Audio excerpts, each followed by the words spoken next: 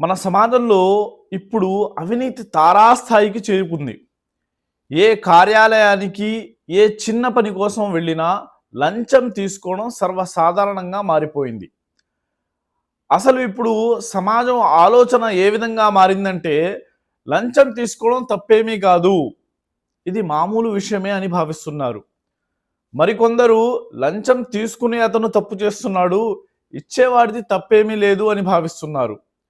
వాస్తవానికి లంచం ఇచ్చేవారు, తీసుకునేవారు ఇద్దరూ తప్పు చేసినట్లే.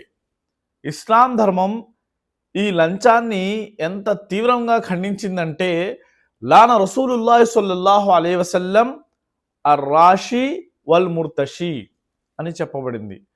అంటే లంచం ఇచ్చేవారు, దాన్ని పుచ్చుకునేవారు దైవ కారుణ్యానికి దూరమవుగాక అని దైవ ప్రవక్త ముహమ్మద్ సల్లల్లాహు అలైహి వసల్లం శపించారు. అంటే లంచం ఇచ్చేవారు, తీసుకునేవారిపై అల్లాహ్ కారుణ్యం ఉండదు. అయితే మిత్రులారా, మనం మన జీవితంలో లంచం నుండి దూరంగా ఉండే ప్రయత్నం చేయాలి.